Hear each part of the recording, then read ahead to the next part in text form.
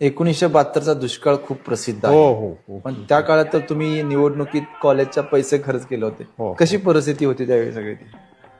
परिस्थिती बऱ्यापैकी होती तशी, हा, इतकं हे नव्हतं पण आपलं बऱ्यापैकी होती परिस्थिती. तुम्हाला इलेक्शनला उभा राहावं कॉलेज मधल्या असं का वाटलं होतं? आमचा परगावचा ग्रुप होता ना, मित्र वगैरे सगळे. बाहेरून ग्रामीण मधून शहरात येणार? शहरात येणारे. हा हा त्याने आपलं मला त्यांनी प्रोत्साहन दिलं हा. आणि आनंदराव